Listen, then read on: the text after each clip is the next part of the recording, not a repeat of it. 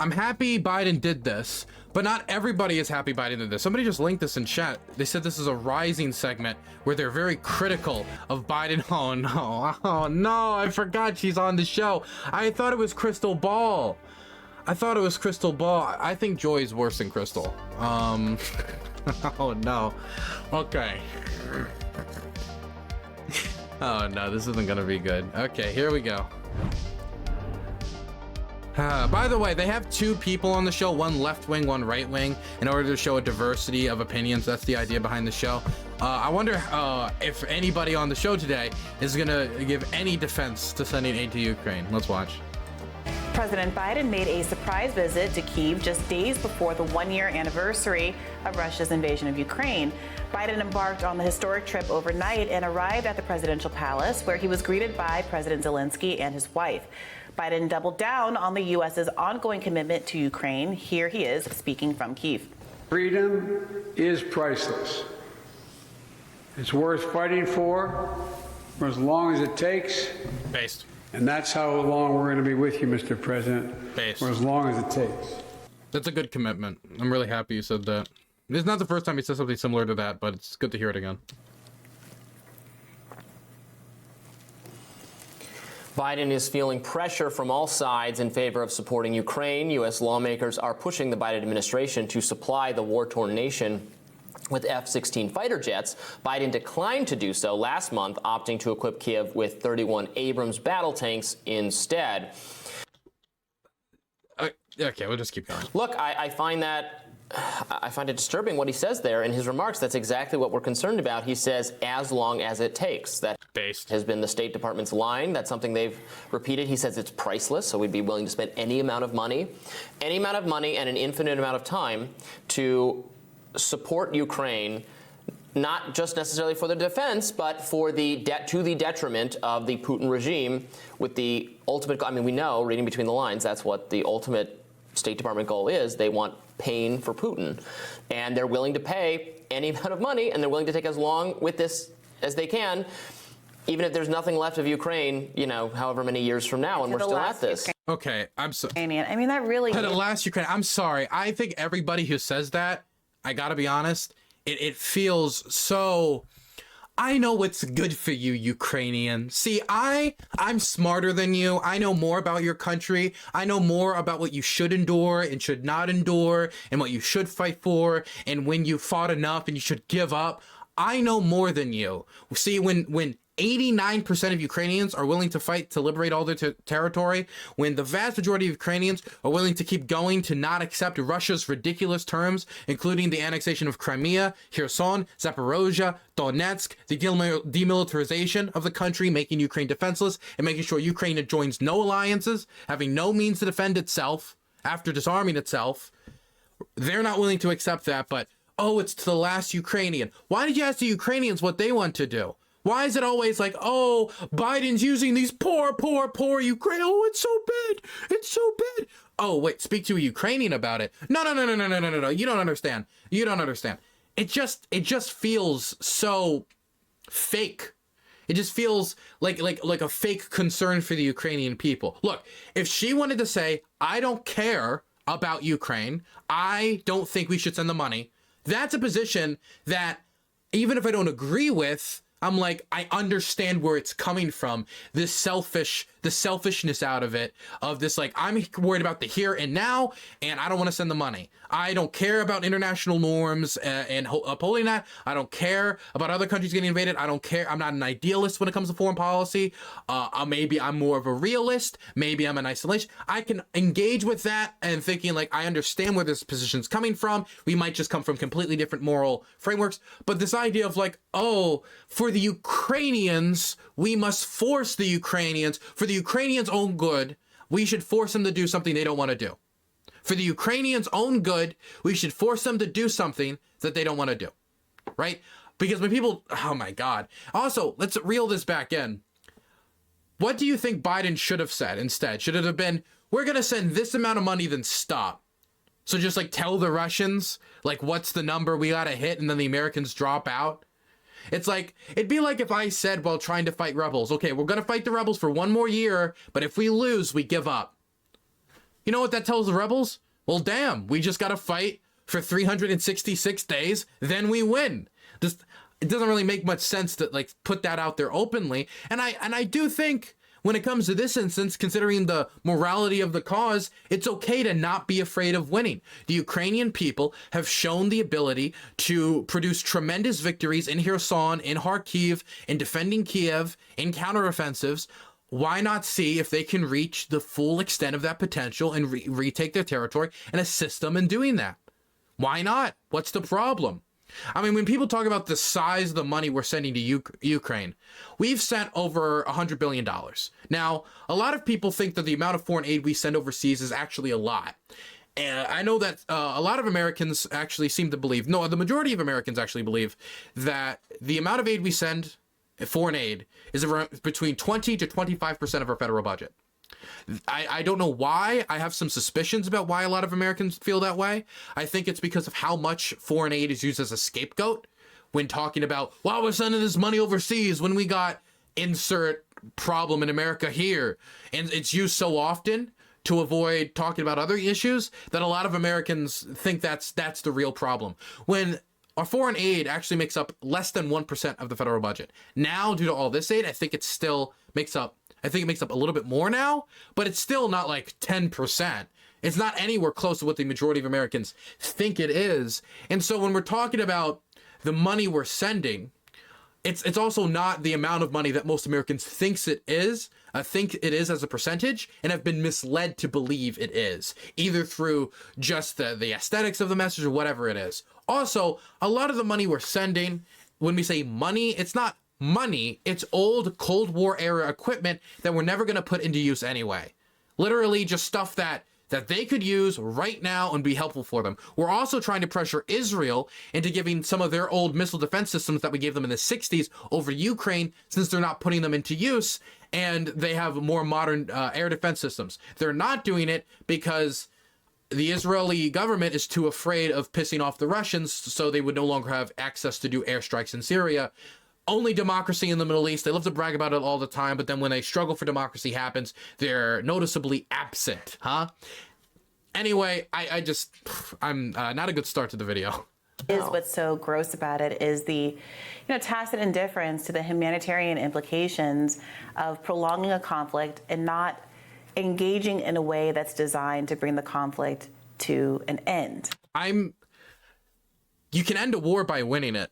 Have we just gone so far without saying, oh my God, we won in American history? I mean, like Kuwait, that's 1991. I don't know how old Joy is, but there's an outcome outside of a war instead of, oh, we surrender and give the other side everything they want. There's actually another one, and it's called winning. And the Ukrainian, we could attempt to do that. And even if they don't win, by giving them weapons, giving them these shipments, that will mean, and there's a lot of books on, oh my God, I have a book downstairs on arms control and how weapons and international weapons trading impacts negotiations, because the more weapons you have, the more leverage you have.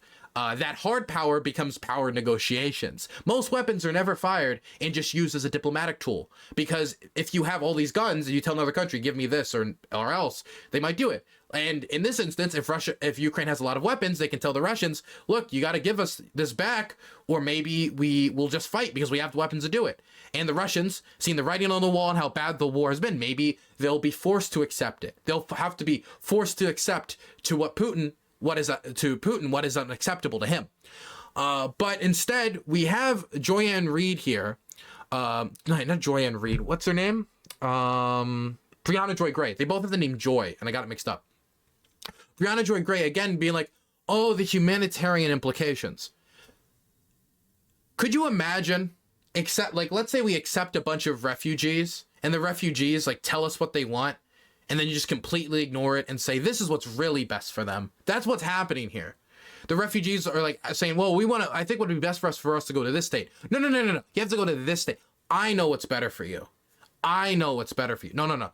I know what's better for you. The Ukrainian people might be willing to continue the struggle, but me, the person thousands away from the battlefield, I know what's truly best for you. Don't listen to the Ukrainians about what's best for Ukraine. Listen to the Rising host about what's best for Ukraine.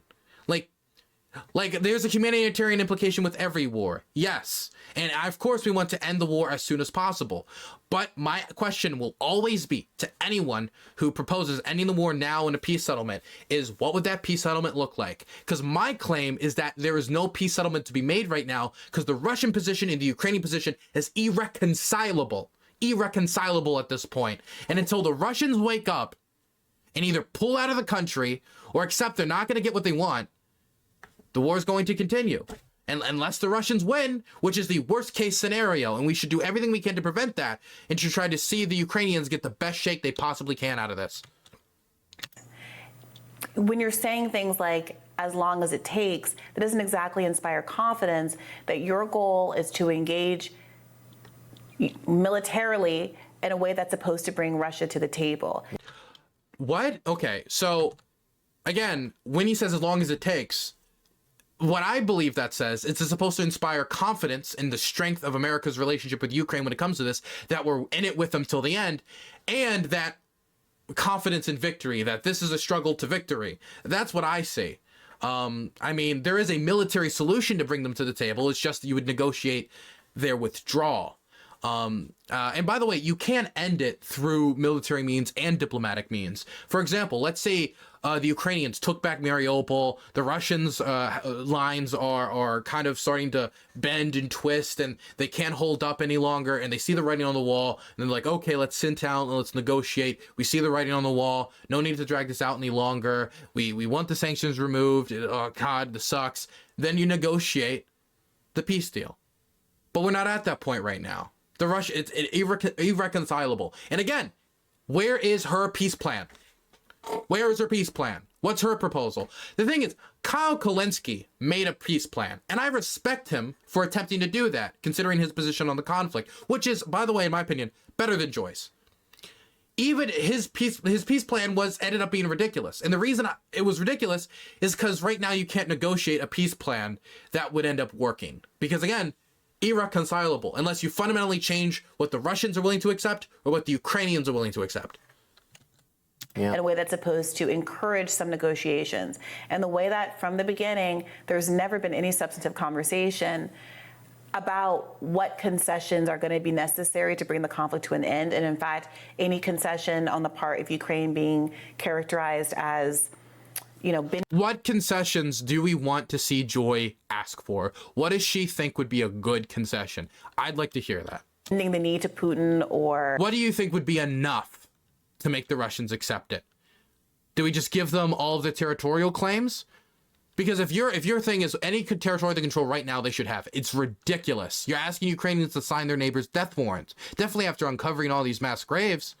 I mean, I can maybe even understand this position somewhat before we saw what happened at Bucha and Izium. But now, I mean, letting them keep the territory is literally signing your neighbor's death warrant. Being a supporter of Putin or a Putin puppet, it is frustrating, it's demoralizing, and it is very interesting to see that Biden is able to continue with this narrative, despite there being a substantial amount of pushback here at home, including this past weekend. There was this anti-war rally where...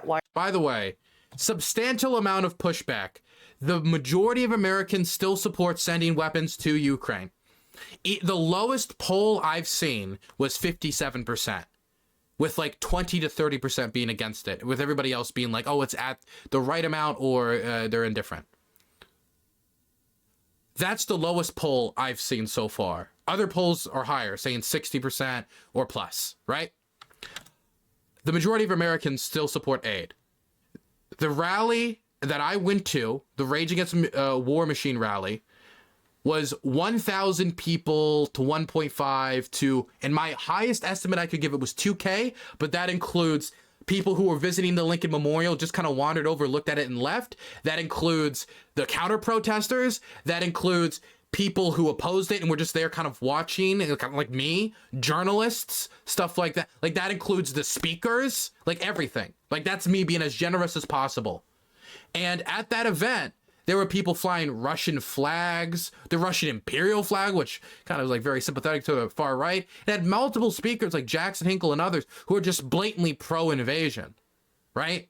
I don't think it's like the best example for like good opposition to the war effort. Definitely when, again, we're talking about like 1,000 to at max 2,000 people, which a portion of those people don't even support the movement. They're just there to watch or stumbled there, right? So I don't know if the Rage Against the War Machine rally, which had not a single sitting elected official speaking at it, it was all former Congress people and you know, social media podcasters, those were the main speakers. There was not a single elected official. Oh, I'm sorry, the Libertarian Party chair, as she had 2 Russian flags flying behind her. I guess is the closest you could get to an elected official. So opposition building at home amongst who? Third parties, former Congress people, social media influencers. That means nothing.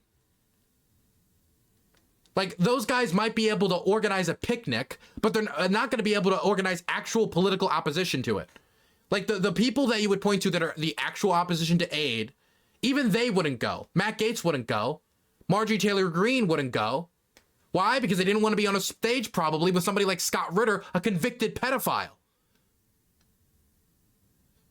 There are a few congressmen like Matt Gaetz and Marjorie Taylor Greene, but they're people on the margin. So I don't know, man.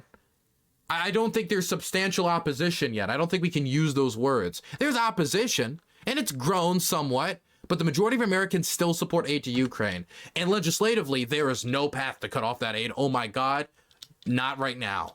The situation would have to drastically change. Here at home, including this past weekend, there was this anti-war rally where By the way, it's hard to be an anti-war rally when multiple speakers support invading Ukraine.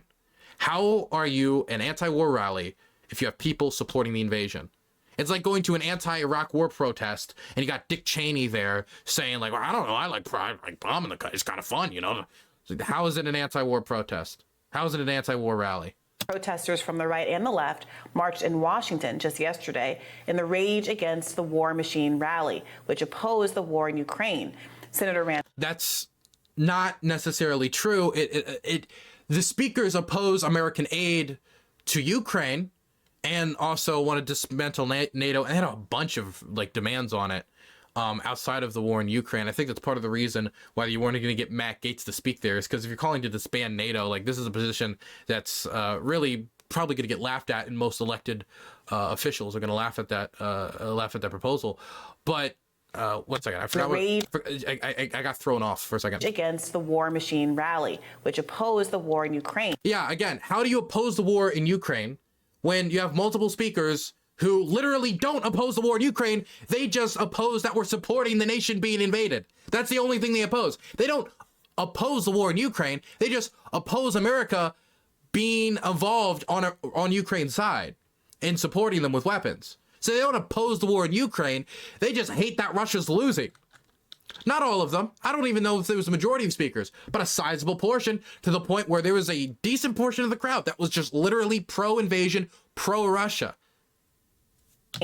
Senator Rand Paul, Tulsi Gabbard, and Jimmy Dore were among the protesters who rallied at the Lincoln Memorial, calling for a peace deal and an end to arming Ukraine. Yeah, a lot of guests we've featured, perspectives that no surprise there, have been at home here at Rising. Former host Kim Iverson was there speaking as well. Kim Iverson's a weird cat. I don't know. I talk about this every time she comes up, but it's just a wild claim. I really wish I bumped into her so I could ask her about this.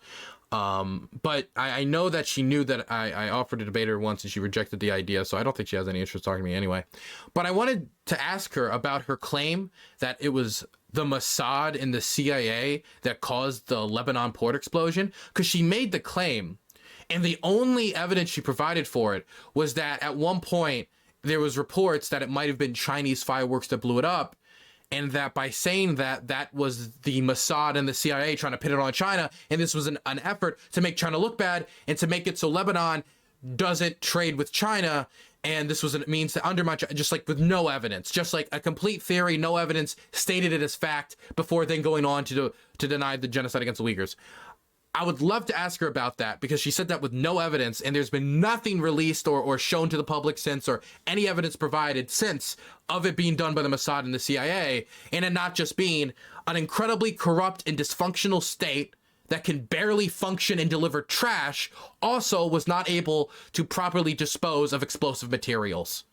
Like, what do you think's more likely, considering we have no evidence for the former Kim Iverson theory? Well, yeah, look, it's a very important cause, and it was so it was organized actually by the Libertarian Party. Angela McArdle, we've had her on as a guest as well.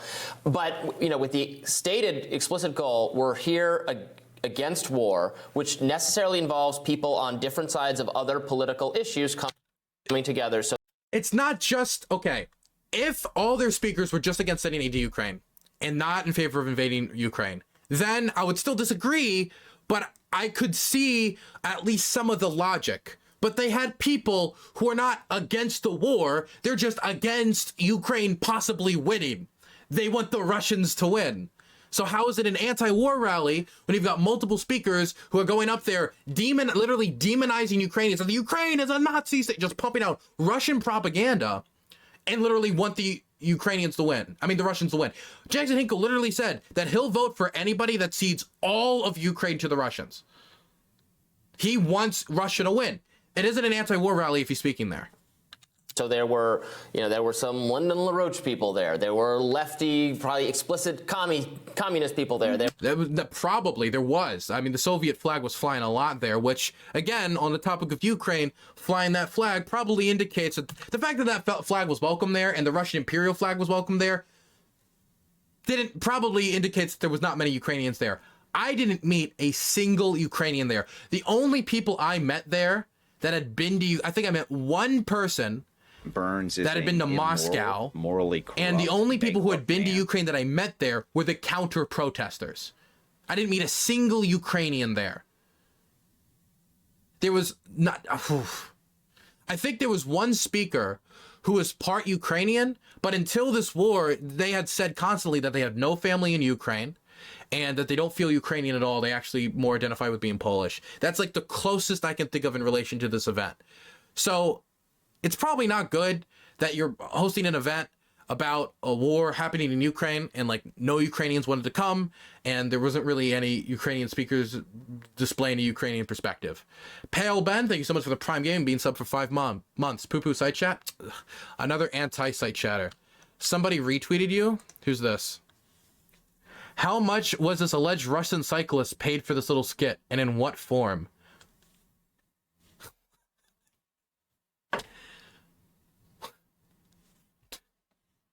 Is it just impossible for her to believe that? I'm sorry that. Okay, 1 second. I'm sorry that you think all Russians are sheep and must support, and all of them must support the invasion. Is she currently running? Is she currently running for Senate? Like, currently? Okay. Burns is an immoral, okay, good. 1 second. Corrupt, wait, did she win? Wait, independent candidate for Senate, New York 2022. Okay, so she lost. But okay, so she's running again. 1 second. Good luck losing in 2024.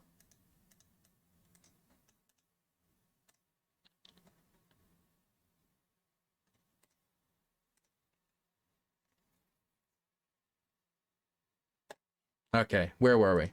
Here we go. There were people with Russian flags, and do I agree with the variety of views those people hold on many other issues? No, but you can't have a very successful anti-war rally unless you include voices who would not agree on other issues. I mean, this is like textbook political coalition building. So because I agree with the cause, you want to be as inclusive as you possibly can to show that there is real opposition to this, and I think there is among the American people. I think if you go to the American people and say President Biden said our commitment to this is as long as it takes, whatever it takes. Do you agree with that? I think many Americans would say they would have some pause about that. Do you know how weak a statement like that is? Some Americans might pause.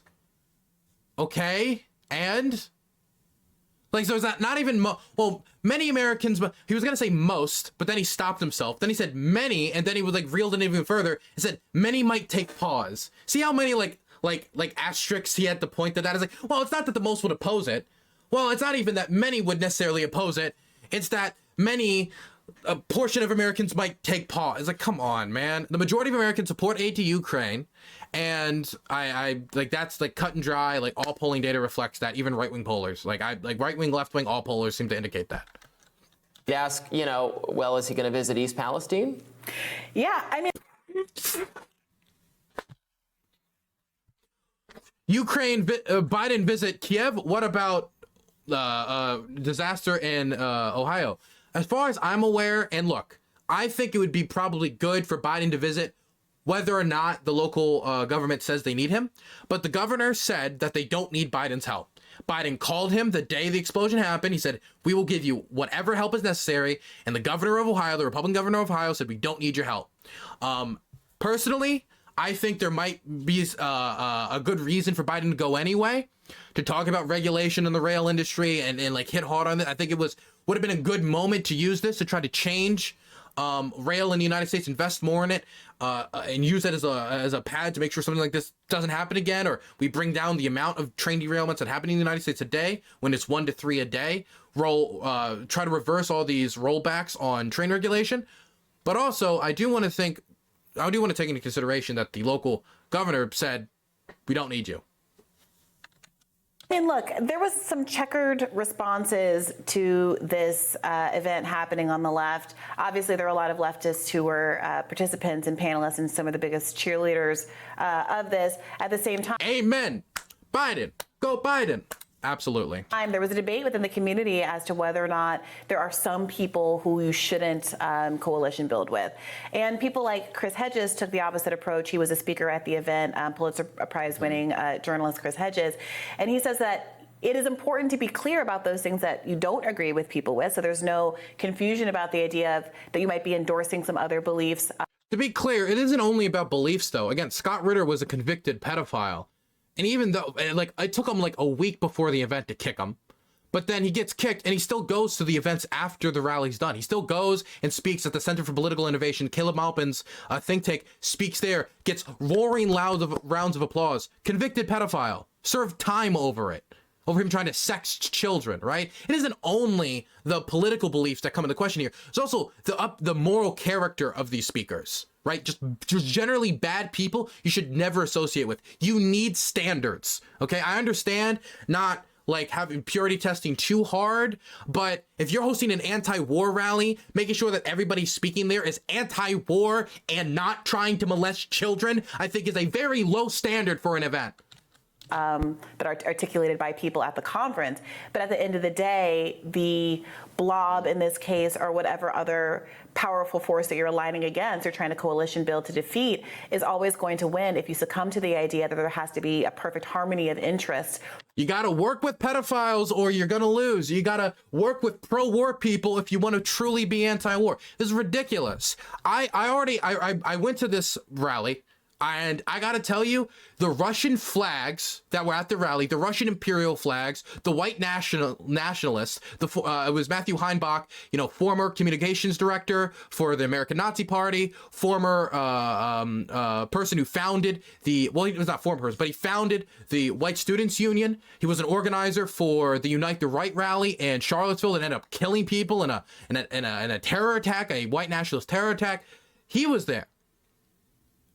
These are not people you should be attracting. You do not coalition build with people like that. You don't work with people like that. You don't work with convicted pedophiles. You don't work with people who are pro-invasion at an anti-war event.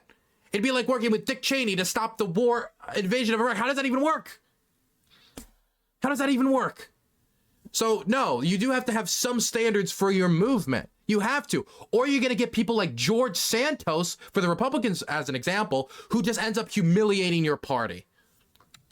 For you to rally around a shared cause. I've talked to you a little bit about the Libertarian Party, of which I'm a member, had a new group kind of take over the party, and the Mises Caucus, it's been in a lot of controversy. If you guys see, you guys don't really pay attention probably to internal Libertarian Party politics. The only reason I know some of it is because I've gone to some Libertarian conventions as an invited speaker, like the Freedom Con in Miami, and it was like LibertyCon in Miami and LibertyCon in Tennessee.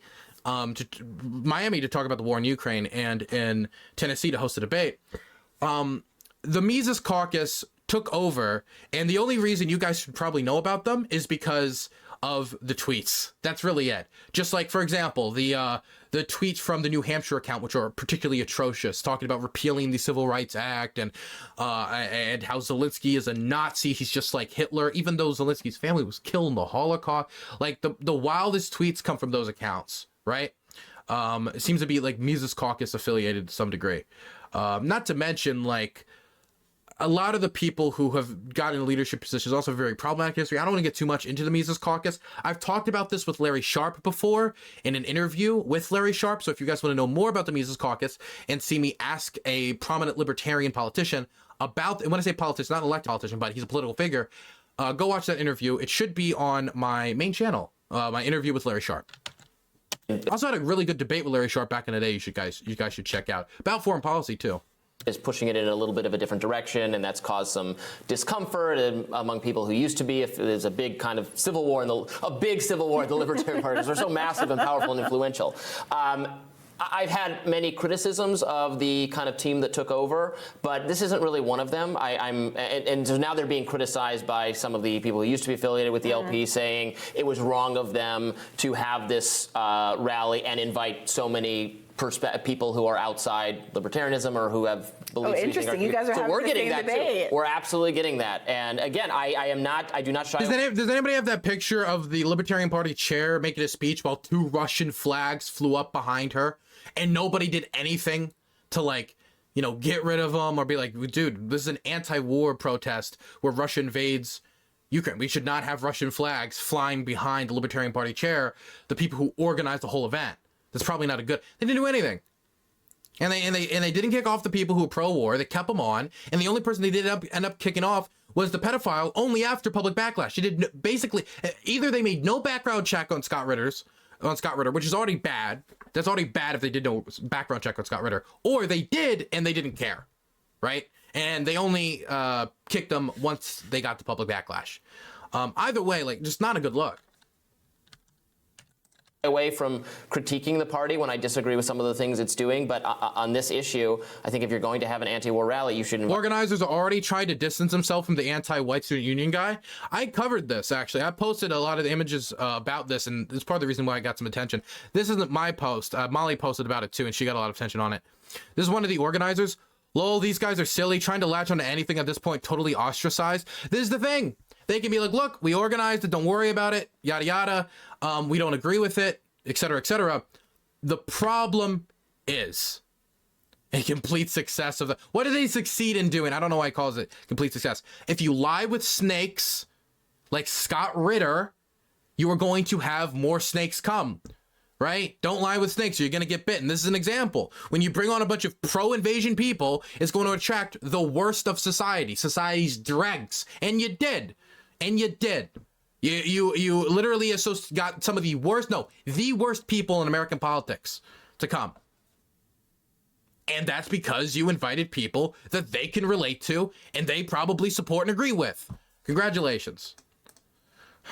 Where were we? Let's continue. By people who are anti-war, even if we disagree with them otherwise. Yeah, that kind of is inspiring to me, actually. It makes me kind of feel like we go through the same thing. If everyone's mad, it sounds like they're on the right track. Yeah. And by the way, I'm sorry. If I was to like do like a stream right now and I say like a bunch of slurs right now and everybody got mad, doesn't mean I'm on the right track. People are like, well, I make everybody pissed off and I piss everybody off. That must mean I'm edgy and telling the truth. It could be that you're also just stupid. It could be that you're just so wrong it also offends people. It could be that Ukrainians that are having their houses bombed, seeing people kind of like, oh, the poor Ukrainian, we're going to stop sending weapons to save you, as they're asking for more weapons, might get angry at that. And that's what's causing the backlash, is because people having their houses bombed don't appreciate seeing imperial Russian flags flying at a supposedly anti-war protest, as every single talking point talked at the protest seems to be just talking point against Ukraine. They're a Nazi state, they're a Nazi state, they're a Nazi state, evil, evil, evil, evil, evil. Like, wow, big surprise, Ukrainians didn't like that. We will be having some people who were at the rally. Sabby Sabs will be joining us tomorrow to discuss. Wow, a really not a biased voice on that at all. Congratulations, good job. Good job. Yeah, and we have some footage of Tara Reid talking on Tucker Carlson about the rally, which took place over the weekend, and getting some promo for it. Let's watch. By the way, the Tucker Carlson segment on it made me think the event was going to be much bigger than it was, actually. The more I think about it, the more I think that Tucker Carlson promo that I got before the event happened should have made the event be bigger than it even was. But, by the way, I listened to the Tara Reid speech, at least parts of it. I didn't at least listen to most of the speeches, because it was just like talking points all heard before. But I got the general gist of it, and certain points stuck out to me. One thing that really stuck out to me is Tara Reid actually pointed out to the crowd and said, "I love the Russian flags. Yay, the Russian flags." Just like, I couldn't imagine a worse thing to say at that event, considering what it's supposed to be about. Tara Reid will be there. She's the author of Left Out When the Truth Doesn't Fit In. We've interviewed her before on other topics, but she'll be at this event tomorrow. Tara, thanks so much for coming on. Why are you speaking at this? And what is this? First of all, thank you for having me. And I feel really strongly about speaking out against war. Also, can I just say, I really don't understand why Tara Reid was at the event. I guess she's like, what experience? Like, I guess I could say that about most of the people speaking there. But like, what connection does she have with Ukraine? Is it just a concerned American? Like, what knowledge does she have about this war in particular? Like, what gives her credentials, or like not even credentials, but just like general knowledge about the conflict that she's worth listening to on it? Like, I'm not trying to say like, oh, don't listen to anybody because they're not an expert, but like outside of that one moment, like the rest of Tara Reid's speech was forgettable and just like the same old same. Like, it was, I don't know what she added. And the reason I'm asking this question is they had 19 speakers, music in between. It was like a 4 to 5 hour event. Like, they should have made some cuts, but the strategy of the people organizing was like, hey, we need to get as many people as possible to bring in as many people as possible. But God, man, it was so long. I wish it was so much shorter. At least cut out the music. The music was unnecessary. And then they had the video call-ins as well. So much, man. And, you know, you have so many political parties coalescing from the right and the left and the libertarian. Dylan hates this event, doing everything he can to discredit it. Okay. Here's my advice to you, Soul Victus 10 in Gutter Chat. If I ever organize an event with a convicted pedophile as a speaker, you are allowed to tear me to shreds, okay? If I ever organize an anti-war rally with people who support the invasion, you're allowed to tear me to shreds. You're absolutely allowed to. Libertarians leading the charge to this event, and it's really amazing. So you have the People's Party, the Libertarians, you have all different speakers like Jimmy Dore, Ron Paul, Kim Iverson, Tulsi Gabbard, with very different political views coming together for one message: no more endless war. We've spent almost 100. Some of the speakers think kids are attractive, some of them don't. I mean, it's very diverse opinion. $1 billion of weapons and aid going to Ukraine. And the suffering that we have in our own country is being ignored. And you've been covering quite well, where other networks haven't, the East Palestine in Ohio, the ecological disaster. Okay, let's be for real. Do you think Tucker Carlson, if we stop sending aid to Ukraine, do you think Tucker Carlson would be like, Tucker Carlson tonight, everybody, why we should have socialized medicine, why we should invest in a new mental health care program for the country, why we should start this new program to house everybody, spend all this money on? Do you think he would? Or do you think he would just say bootstraps, tax cuts? I mean, come on. Our infrastructure's falling apart. America's becoming a failed state with all these. Failed state. I'm sorry, man. This is the same problem when I was at the event. A lot of the people there, I think, are just attention whores, and like the hyperbolic of the statement. America's becoming a failed state. I mean, it has like the most. I mean, it has one of, if not the most powerful economy in the world. It is the richest nation in the world. It's the most powerful military in the world. It has a marginally functional, democracy. I would say pretty functional democracy, even with all of its problems compared to a lot of other countries. It's got problems, but like a failing state, like you can only be hyperbolic on the Fox News Tucker Carlson network, huh? You can only be hyperbolic. It's not, America has a lot of infrastructure problems we really need to invest in. It's no, America's collapsing. Collapsing is imminent. We're all going to kill each other and shoot each other and die. It has to be that, right? And same thing at the event. Everyone was saying, if you support Ukraine, you want to send weapons, you want the world to explode. It literally has to be the most hyperbolic stuff imaginable because your argument is so shit that you have to scare people. That's the only option. If we don't stop sending aid to Ukraine, America's going to collapse. Like, come on. These endless wars. We've basically pivoted from Afghanistan to Ukraine. Oh, get out of here. We invaded Afghanistan. You know how much money we spent on Afghanistan? $2 trillion, man. $2 trillion. Over 2 trillion. I think it was 2.2 trillion. And I don't know if that even includes investments. I think that might just include military costs. I would have to go back and check, but no, we did not just shift from Afghanistan to Ukraine. We have no soldiers on the ground in Ukraine. That's really downplaying exactly what the war in Afghanistan was. Not to mention, we invaded Afghanistan. Russia invaded Ukraine. Like, for example, let's say that tomorrow Russia invaded Estonia and Latvia, Lithuania, want to take over all, like, they just, boom, they just went and did that. I think it's probably not going to happen, but let's say they tried to do that. Would we say, oh, we're just pivoting from Afghanistan to Estonia? We didn't choose for them to invade Ukraine. They did it, and then we responded. We responded by sending weapons. We didn't choose for this to happen. The Russians chose for it to happen. A lot of times you don't get to pick and choose when a war happens. God knows I don't want this war to happen. I didn't want this war to happen. I had to put my life on hold to go over there to do the journalism that I'm doing. I dropped out of college, had to take massive bills from my university because my scholarships all fell through and all stuff like that. Like, I didn't get to choose when this happened. Biden didn't get to choose when this happened. It happened, and we had to deal with it when it happened, because that's the reality of the world. You don't get to always pick and choose when a war happens. Definitely when you're not the invader.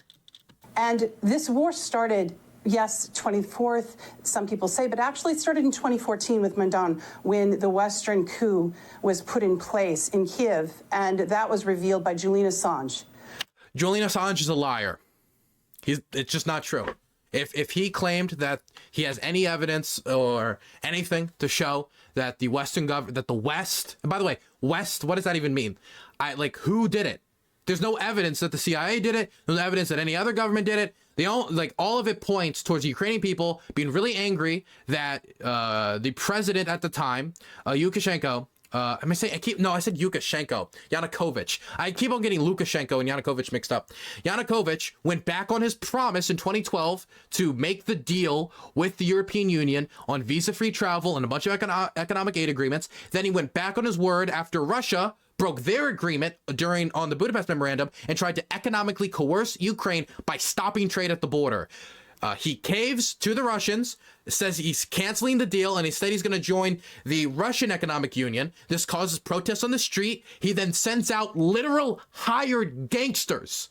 Literal gangsters. It'd be like if Biden hired MS-13 to go beat up protesters. Hires literal fucking gangsters to go murder people. They murder people. People get angry, understandably, because the people are murdering are fucking students. And then the protest gets bigger, expands into the Automaidan, and then eventually he flees the country after negotiations fall through. The United States, though, didn't organize a coup. The United States actually suggested to protesters that they take Yanukovych's proposal. The United States was advising the protesters to do exactly the opposite of what they ended up doing. How did we organize the coup if we're literally telling them not to overthrow the government and to instead accept the deal? It doesn't make any sense. But she hangs around with people like Jimmy Dore, so it's not too surprising that she's also a liar. Who is, Yeah, it was great to see, again, drawing publicity attention to this very important cause in... Dude, I'm sorry. It's like she just lied, and there's like no pushback on like, hey, she lied there. There's no evidence that the West did the what? Okay, whatever. In different whatever. Different media environments, so that everyone again. By the way, Tucker Carlson's show is the most popular news show in America. She goes in there and lies, and they praise her for it. Oh, my camera turned off. My camera stand turned off. We might disagree on a lot of other things, even some things related to this conflict, but it's important to have a group of people putting pressure on the administration to not have a whatever it takes, as much money as it takes commitment, which I don't think, and I don't think you think, is ultimately in the best interest of the Ukrainian people either. Yeah, absolutely. This guy obviously knows what's better for Ukrainians than Ukrainians. I'm sure he, he probably has he probably has like property in Ukraine and goes there often and knows a lot of Ukrainian. He probably speaks Ukrainian. I bet he could crush me in a debate in Ukrainian. I bet, man. I bet he knows a whole lot about what's truly good for the Ukrainian people. He knows what's better than the Ukrainians. Those silly Ukrainians. Absolutely. Yeah. So tune in tomorrow. We will have more on. God, it's such garbage takes, man. It's such garbage takes. The left was completely unprepared for this foreign policy dilemma and they should have been prepared because it's a pretty simple foreign policy dilemma. What if America is right sometimes? They were completely unprepared. The left and alt media was completely unprepared for that reality. It's like, oh, no, really? My God, it's completely unprepared.